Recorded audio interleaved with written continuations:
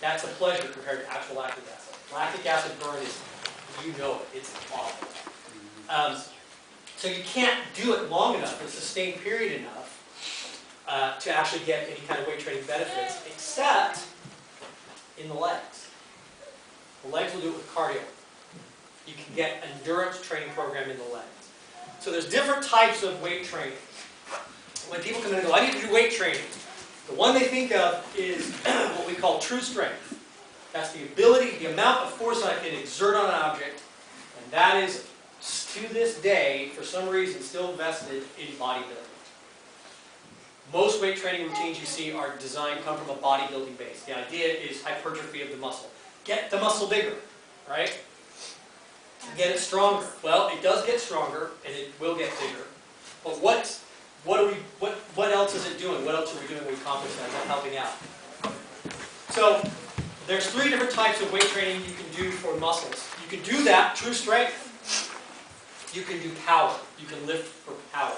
So, power lifters, for example. If you see Olympic power lifters, they vary in size. You can have very small power lifters. In fact, shorter power lifters generally tend to do better than taller ones.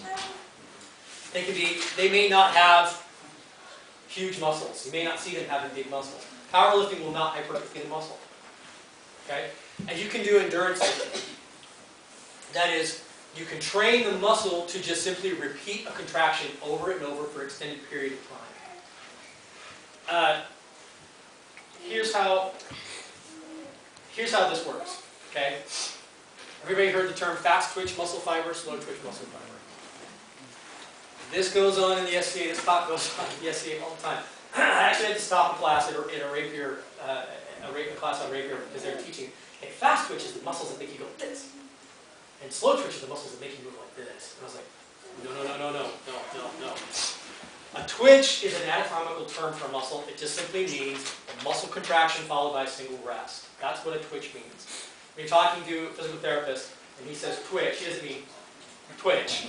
He means a single contraction followed by a rest. So I bend my arm, I relax my arm, that's a twitch. Fast twitch muscle fiber is muscle that provides a very powerful contraction. A very fast, powerful contraction. Slow twitch muscle fiber provides a very slow but long sustained contraction.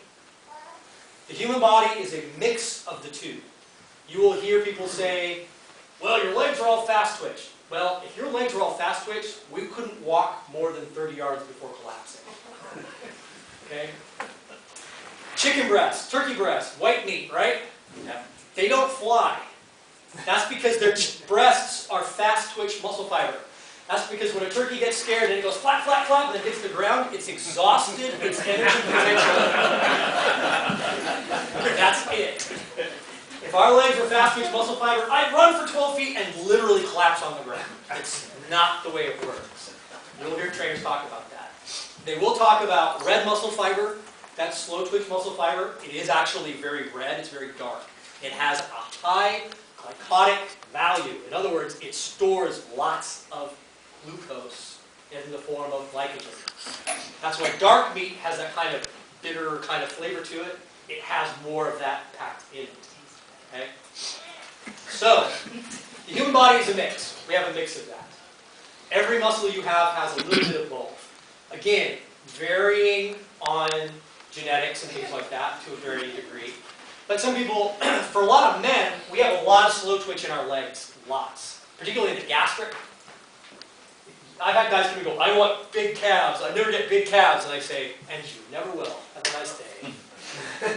Because if you don't have enough fast twitch muscle fiber in your gastric, you can't hypertrophy it. Slow twitch muscle fiber will not hypertrophy. It will not get it. Can't do it. Only the fast twitch muscle fiber hypertrophies. So when you're lifting, and you're lifting true strength, you're only working fast twitch muscle fiber. That's all you're working.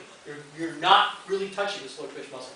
That's why when they lift, and you'll hear them say this, if you lift and you don't hit failure, everybody's familiar with that sensation. You ever had that with the barbell? And it goes up and suddenly everything just shuts off. You're going, what's going on? It's coming down and there's just nothing you can do. That's, yeah, you push till you can't push anymore. That's fast twitch muscle fiber. You've exhausted its energy potential. It functions Also functions on glucose, but it also functions on the phosphocreatine system. That big explosive energy. It doesn't store a lot of glucose, but it's has more phosphocreatine potential in it, so it can boom. That's why guys taking creatine for lifting, you get that extra, right? You can train for creatine. Don't take those supplements. You don't need that. But that's what they're taking it for. They're trying to maximize that phosphocreatine system in that fast twitch muscle, so they get. That initial lift is the hardest lift. When you're doing doing a clean and press, it's the clean that's the hardest part. They need that explosion to get that weight up off the ground, that initial resistive gravity. So that's why they take the creatine for that. For SCA fighters, for the majority, if you think about how you fight, think about what muscles do what. You're not going to lift every muscle group exactly the same. And again, it depends on. This is going to depend on people individually, what you kind of feel like you want to do with your lifting program, how you want it to affect you in fighting. The bulk of your lifting should be endurance training. You should be training the muscles to be able to repeat a contraction over and over and over, specifically. Low weight, high reps? Low weight, high reps, yep. Specifically the chest, the back, the biceps, the legs, quads, hamstrings. Those should be done for endurance. They're holding up weight. If you're wearing a lot of armor, if your armor's particularly heavy, if you're not running around in sport armor, if your armor's whatever, you've got that weight on your shoulders, you're holding up a shield, and you're holding a sword in a charged position, that's endurance right there, to be able to do that.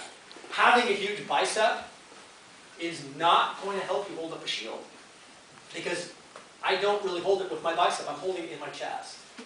What I need this to do is to do this, to be able to do this and respond and not get tired.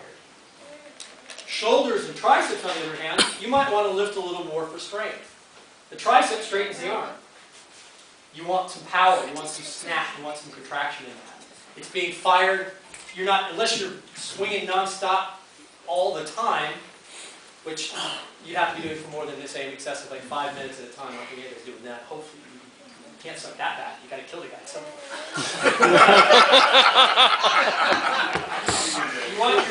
Your triceps going to give you that power, that pop. So triceps and shoulders, a little more strength. But more importantly, in the shoulders, shoulder injuries have got to be the biggest fighter injury in the SCA.